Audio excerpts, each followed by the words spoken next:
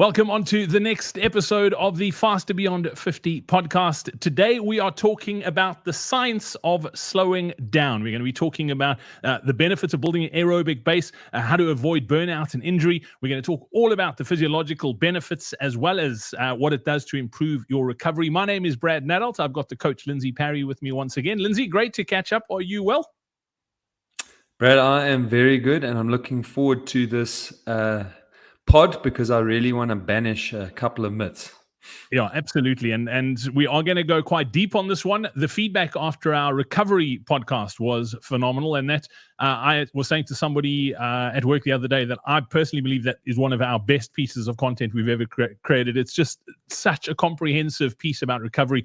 And I'm hoping we can do the same about the understanding of slowing down and what it means to run your easy runs easy enough. And that's probably going to be the first myth you are going to bust. Lindsey, before we get into that, let's just talk about some of the physiological benefits of slowing down. Like, why do we need to run our easy runs easy? Yeah, and I always preferred when you ask the question like that, easy runs easy. So look, Brad, I think what's important to unpack here is that there's two important components to this. And the first is the physiological changes, because that's why we're doing it. So we are going to dig into that in depth. But the second part of it is linked to how much running we can physically do. And so if we want to do more running, and we keep hearing about how more running improves us as runners, then the only practical way to do that is by ensuring that we run at the right intensities, okay? So if we want more of the good stuff, the physiological adaptation that we're looking for, then there is only one way to do that, and that's to do it at the right intensity. So as you said, let's start at the beginning. What are we trying to do? So when we are running our easy runs, we are effectively trying to strengthen the aerobic system, and we're trying to improve its efficiency, but we're also trying to improve its capacity. So we're trying to do both of those things at the same time. We want to make it so that you can move more efficiently and faster while using oxygen and majority fat to provide the energy that we need for exercise.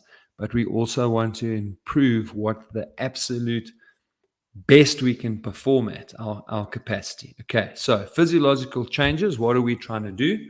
We are trying to teach the body to extract oxygen from the atmosphere, which we do via breathing air in and out. Okay, so that moves through to the lungs, and then through the alveoli, which are little fluid-filled sacs right at the bottom of the lungs. There's a whole capillary network there that goes into the pulmonary arteries. And at that point, that is where the oxygen will go into the blood. Okay, so the first physiological adaptation we're trying to make is we are trying to increase the number of red blood cells that are going to go past those alveoli so that they can take more oxygen. Okay, so there we are trying to improve the actual transport system. So through the right aerobic training, we're improving the heart's ability to pump and move that blood through the system. We are improving the ability of the body's arterial system to vasodilate, open up wider, so more blood can be shifted per beat of the heart, and to constrict so that it can be diverted to the areas where it needs to be diverted, both for oxygen, for cooling, for removal of byproducts, etc. And that system is also going to transport the fats and the carbohydrates that we need to create that or use that energy for muscle contraction. Down at the site of the muscle, we also want to increase the body's ability to take that oxygen, carbohydrates, fats out of the blood and into the body and into mitochondria. So if we train properly, then we actually increase the mitochondrial density. In English, that means that we increase the number of mitochondria that are available to take oxygen, carbohydrates and fats and turn that into ATP so that it can cascade. And as we break down that ATP, the muscles can grip onto the energy that is released from that and then have more forceful contractions for longer, etc., etc. And then similarly, we also want to be able to take away the byproducts. We want to be able to take lactate and pyruvate away from the muscles into the liver so it can be converted into a form that we can use it and send it back to the muscles. So you've got all these little systems going on, but primarily what we're trying to do is to increase the efficiency of the delivery system for the oxygen and the energy substrates so that we have a more efficient system with more. Think about mitochondria as coal stations, Brad. We got more of those, we can generate more power. If we can generate more power, there's more available for the muscles to use for longer. Okay, I'm going to play devil's avocado here, if that's okay. So you're saying that you increase that mitochondrial density, you improve your heart's sort of capacity to pump better, but surely running fast will do the same thing. No, so it doesn't actually, because what happens is as you get closer to the top end of that physiological zone, that aerobic zone, as you get closer to the top, remember, we don't have like lines where this happens and then that happens. Energy metabolism runs along a continuum, and no matter how high up you are on that continuum, stuff is still happening lower down on the continuum. So it is true that when you get very close to that gray line where you're shifting from almost all of your energy coming from aerobic metabolism, and then more and more starts to come from anaerobic or from pathways that produce more carbon dioxide but don't use oxygen, those pathways, as we get closer to them, we actually start to gum up and decrease the efficiency of the physiological system. So even though our physiological system is then operating at capacity, and you would think then it would actually push that further out, what we see is in fact the opposite, is if we do too much training close to that line, that aerobic capacity actually starts to come down a little bit. Okay, so we don't want to do too much training in and around that number. Okay, and then very importantly, Brad, is that even if we were to get the same results or better results in terms of the efficiency and improving the function of the heart and all of those the good things that are happening, the cost that would come at to your physical body. So what do I mean by that? I mean like the actual damage that's done to muscles, tendons, and ligaments outweighs the benefit that you get at that top end. And remember, at the start of this, what I said is we're trying to do two things. We're trying to improve the system and we're trying to train more. But if you're improving the system by training harder and running too close to the top of that range, too close to the anaerobic line, you compromise your ability to do the volume, you increase your fatigue, you increase your risk for injury, you increase the chances that you just are feeling tired all the time, you increase the risk of getting sick. And so any positive changes that you make are undone by the forced breaks that you need to take from exercise and in declining performance. And so we actually want to train in the lower half, in the middle to the lower half of what we call that aerobic zone, because it's enough stimulus to make the changes that we want. And it does it in a way that creates the least amount of damage and allows the most amount of volume for where you are as an athlete. Cool. So we'll talk about the damage and how to limit that damage, what actually happens in a moment. But let's deal with the elephant in the room, Lindsey. A lot of people, and you'll see it everywhere, talk about running slow to run fast. I mean, we've done it over the years, and it does cause a little bit of confusion because your slow and my slow are two very different things. Whereas when you start talking about intensity and running easy versus slow, that's when things start making a little bit more sense. And I think that's where we need to almost shift this narrative. I mean, we're talking today about the science of slowing down, but we should actually be talking about the science of running easy. Talk to me about the difference between the two. No, 100%. I mean, I would like to play back the last sort of 7 or 8 minutes of me speaking, and I think you'll notice that I haven't used the word slow once, and I've spoken about intensity all the way through. And I, again, when we're unpacking these things, I always feel like there's more than one component. The most important part of this is that we want to run at the right intensity, and by that we mean we want to run the easy runs easy, okay?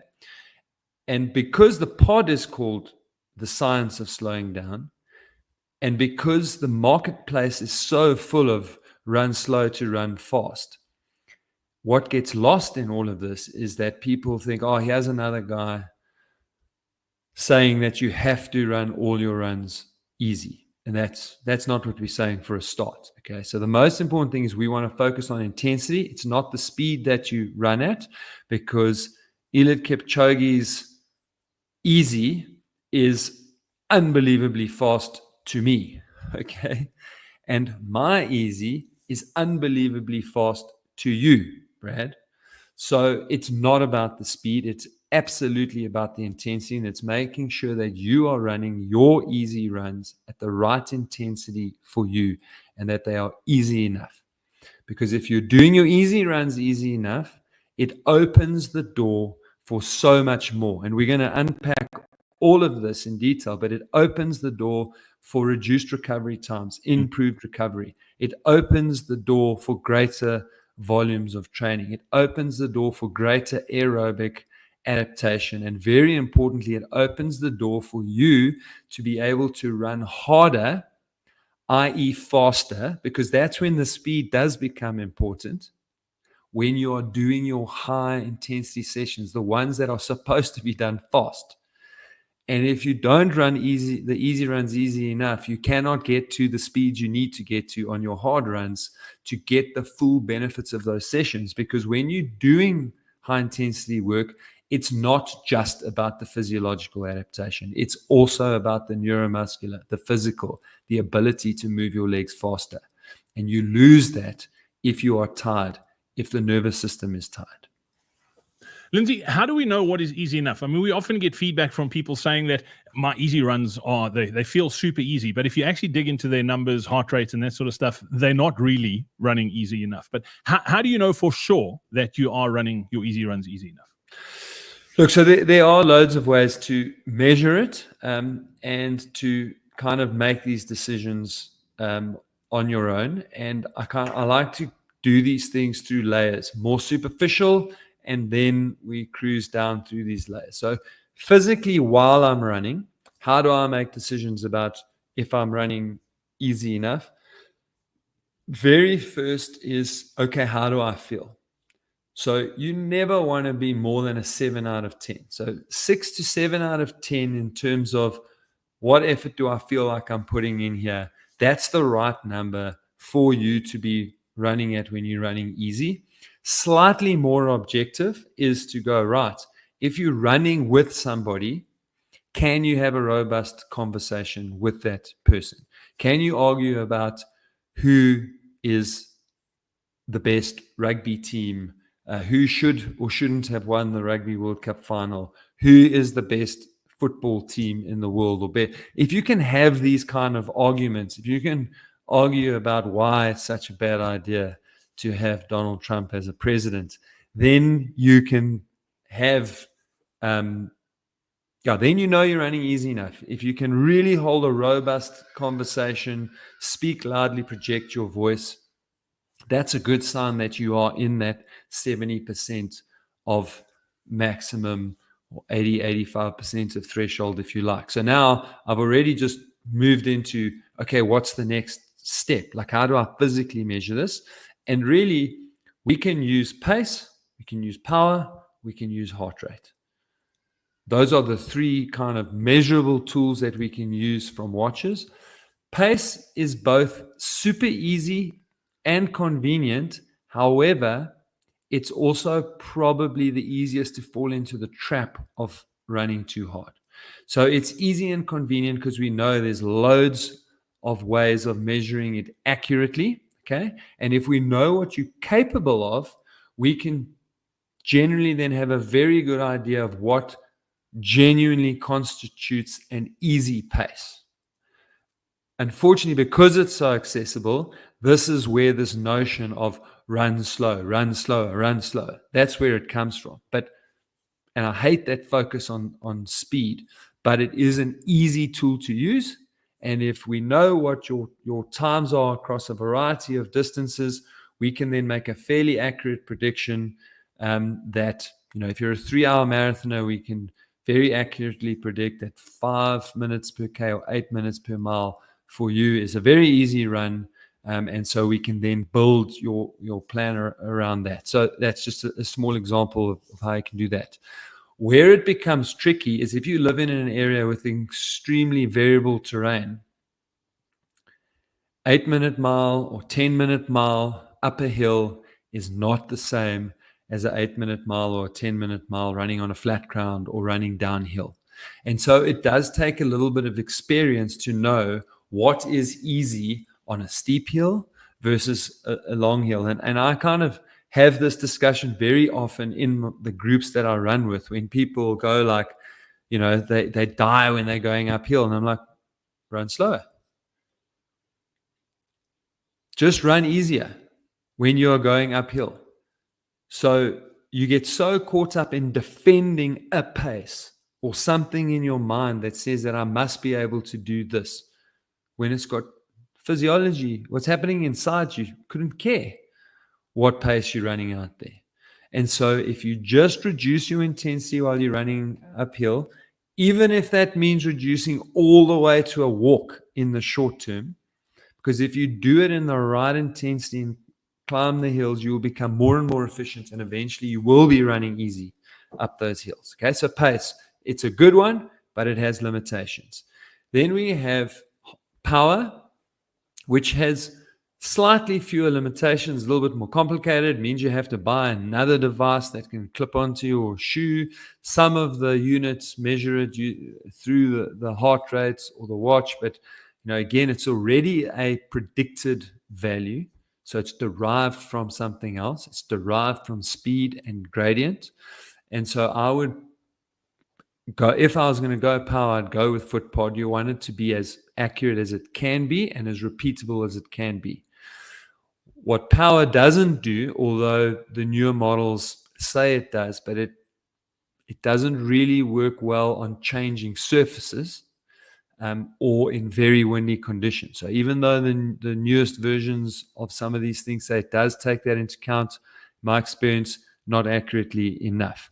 But when it comes to running on hilly and variable terrain, it's great because it's instant. So that's the other thing that I like about it. We're going to dive into heart rate just now, and that's where it has an advantage over heart rate. It's instant.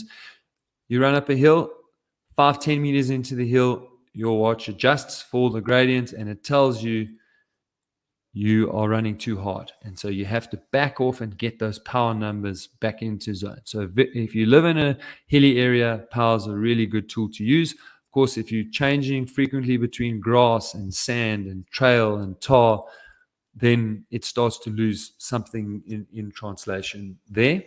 And then finally, we have heart rate. Also great, but the limitation of heart rate is that we really need accurate measurement, reliable, repeatable. And then I'm afraid what that means is that wrist-based is just not accurate enough. And so you want to get a chest strap and then calculate what your zones are so that when you train, you know. Now, it's very good for easy runs, but then it's difficult to train high intensity, especially short interval high intensity using heart rate because there is a delay.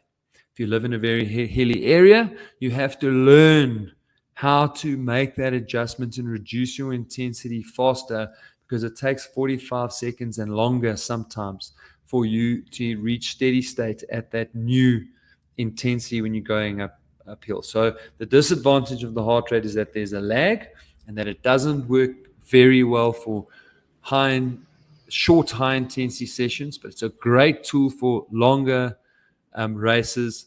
And then look, watch manufacturers are going to keep finding good ways of looking at this.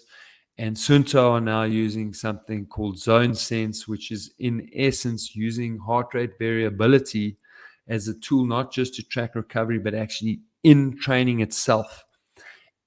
I've been using it for a couple of months now. I found it to be fairly accurate, but it has two glaring limitations. The first is that the model is too simplistic. It has effectively zone 1, 2, and 3. So aerobic, threshold, and VO2 max, or anaerobic and VO2 max. It's got 3 zones. That's it. So the definitions are a bit broad. And because those definitions are broad, I tested it actually a week or two ago to see. And if I run right on the line of my threshold, it still tells me I'm in the green and from a physiological point of view in a good spot. But I know that I'm running a little bit too hard there. And then similar to heart rate, it doesn't work well for short duration intervals, but your longer intervals, it works really nicely in terms of being in that anaerobic and VO2 max, depending on what those intervals are that you are doing. And so if you're going to use heart rate, which I encourage, or zone sense, which I encourage, you need to use those two in conjunction with another measurement so that you make sure that you aren't too close to that anaerobic line. Cool. Let's talk about being too close to those lines and the different zones. And you mentioned a little bit earlier about being at the lower or slower ends, the easier end of that zone. And that sort of plays really nicely into where I want to go next. And that is about avoiding injury and burnout, and also improving recovery time. So recovering faster from sessions. And obviously this is called the Faster Beyond 50 podcast. We do talk to a lot of athletes in their 50s, 60s, 70s and beyond.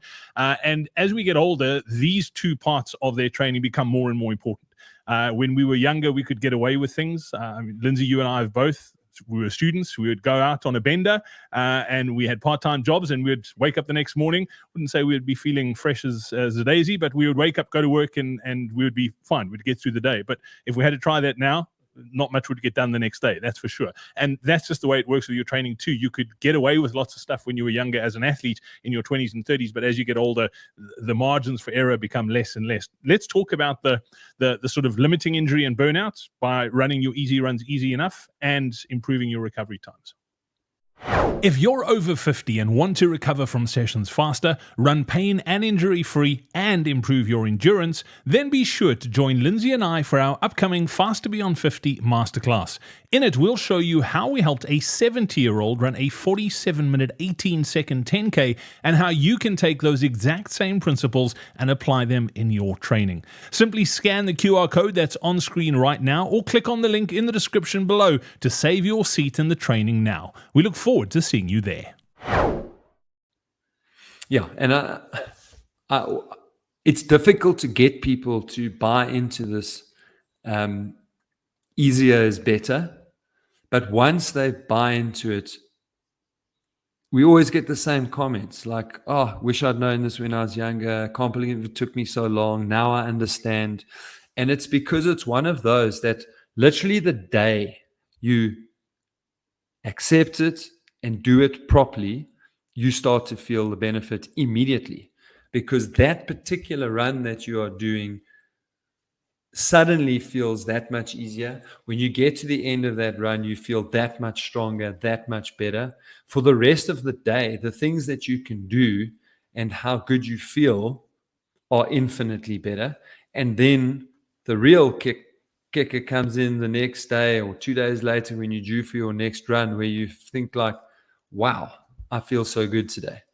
And so that's what we are after, by making sure you run easy enough. So we run in the lower half of that aerobic zone.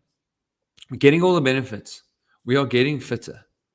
We are improving our body's ability to provide the energy that we need for what we are doing. But we're getting to the end of the session less fatigued, because the muscles are working less hard than they need to, or than we used to. And so as soon as we do that, we get less fatigue buildup. Okay? In today's run, in tomorrow's run, in the run thereafter. And so therefore, our need for recovery is slightly reduced. We definitely bounce back from sessions quicker. We feel better immediately. When we go down to the track or go and do our hill workouts or do our tempo or race pace sessions, we feel so much better. So we can execute them better. We can hit the times that we want to hit or should hit. Our confidence grows. And that all then feeds into better training experience, more consistency, greater improvements, greater gains. And you will notice that there is an increase in the speed with which you are able to do those easy runs. But that shouldn't be your focus, because as soon as it becomes your focus, all that'll happen is you'll quickly fall into the old trap, because you'll start chasing those gains. So you'll be like, oh, I'm 3 seconds per mile or per kilometer faster than I was on the same loop 2 weeks ago.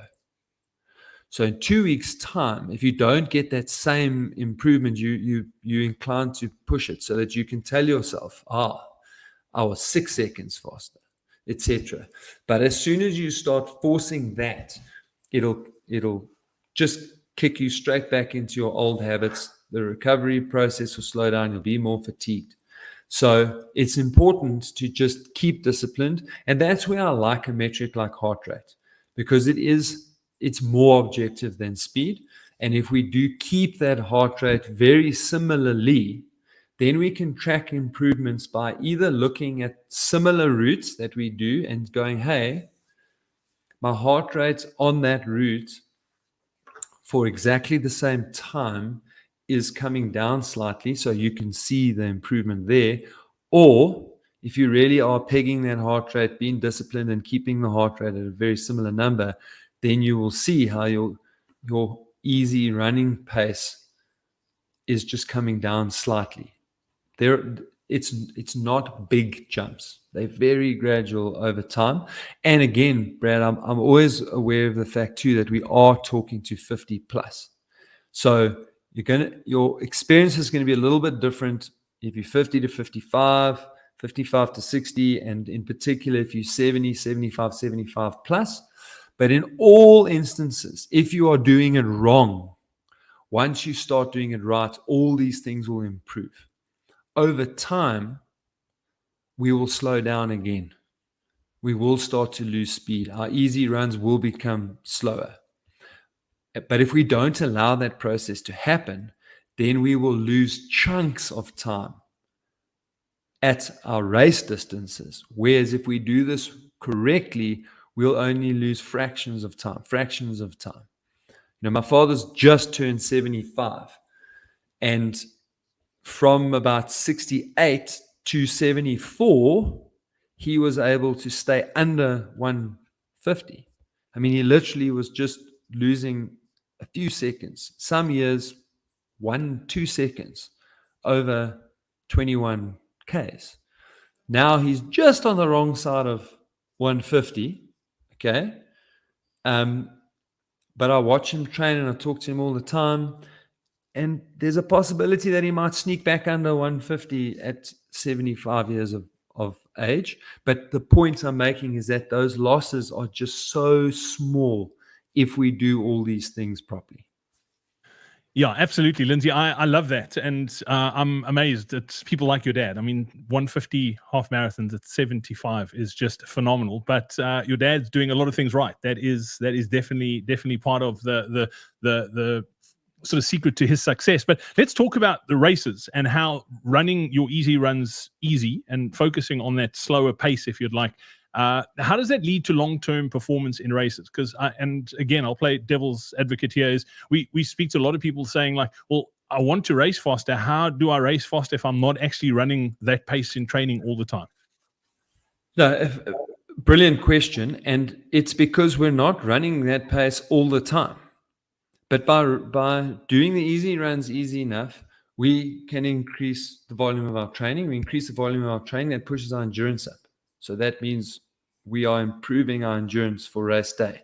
And then we are not only running easy runs, we are also going to do high intensity sessions. Now, as we get into our 50s, 60s, and in particular into our 70s, one of the things that we lose that makes it impossible for us to stay as fast as we were when we were in our 30s and 40s is coordination.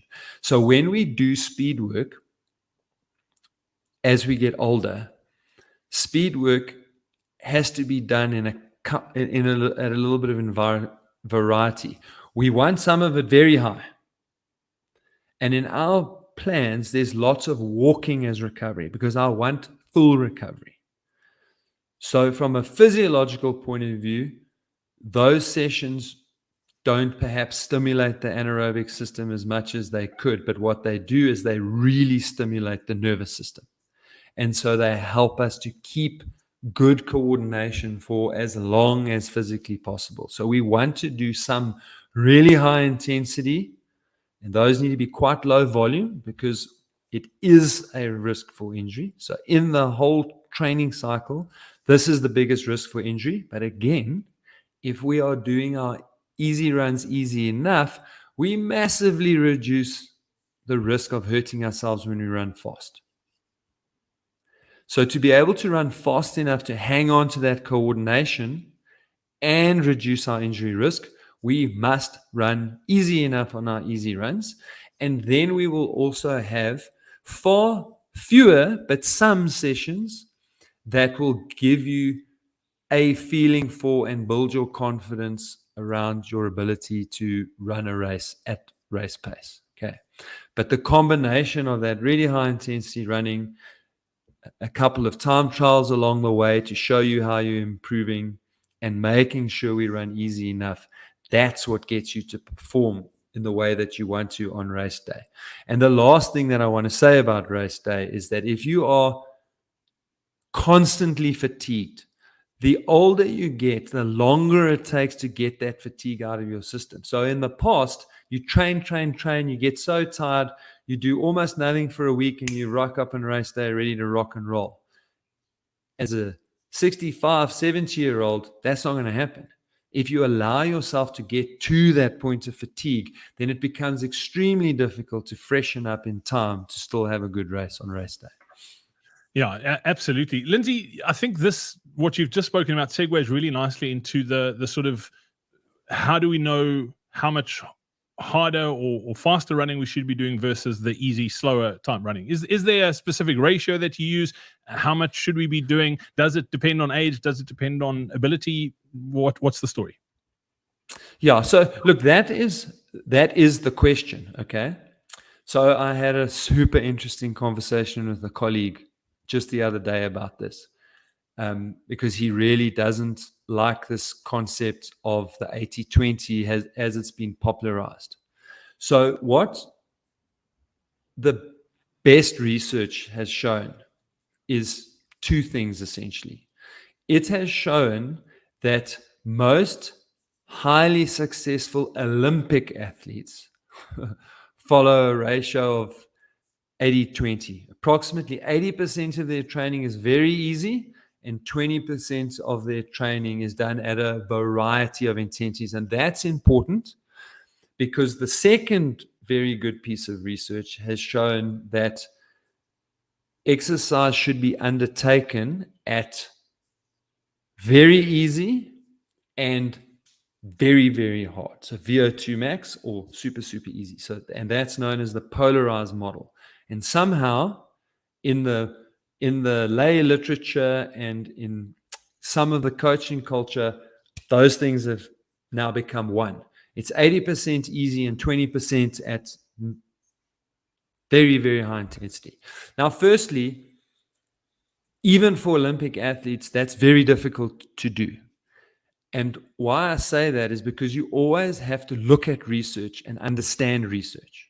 So the 80-20 rule goes 80% of your running should be easy and 20% hard. But how did they quantify that 20%? Well, they said any single session that has any hard running in it became a hard session.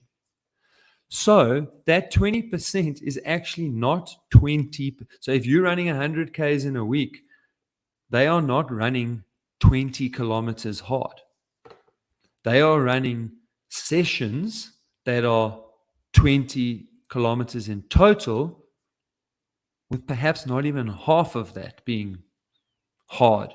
And it's done some at VO2 max, some at threshold, some tempo, so on and so forth.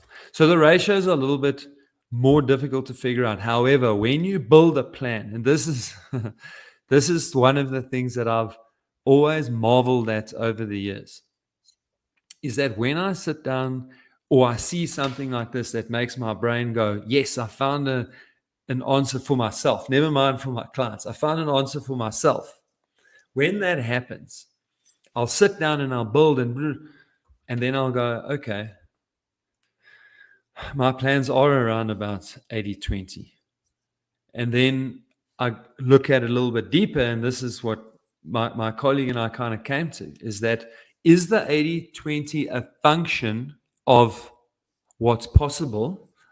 So in other words, when we build an ideal plan and we see how many sessions an athlete has in a week, and that also makes a difference. If you're doing 10 sessions in a week, then perhaps 2 sessions at high intensity is not unreasonable. If you're doing 5 sessions in a week, 2 starts to throw out the balance of the plan. And so invariably, in a 4-session week, you wouldn't have 2 high intensity sessions. That would be half of your week is at high intensity. So you'd have a maximum of 1. So is it a function of what time you've got available that takes us to an 80-ish 20 model? Or must we now do an 80-20 because Olympic athletes are getting 80-20? But it's safe to say that we need to do lots of very easy running and a little bit of running at a mix of intensities. And I think that's the crux of this matter when deciding how to do it. And if you've got 4 or fewer sessions, which we highly recommend for this market, you're going to have 1 session a week. And so that in the strict definition might tip you to like 25%, but that's okay, as long as it's not 30-40%. And typically, if you have a more physical job, I often manipulate these things so that they're closer to maybe 10-15%. But yeah, that's starting to get very deep into the weeds. All right, that is fascinating, Lindsey. Before we wrap things up, I mean, you mentioned a little bit earlier on that when you start doing your easy runs easy enough, you almost start feeling the benefits. I say almost, you do feel the benefits in the first session that you do it in. But what are some of the signs of success? Like if you do go all in on this sort of training, I mean, for folks who are chasing PBs or PRs and trying to get faster, obviously that's like a really easy number to chase. And that's how we fall into this trap of running things too hard when we should be running easy.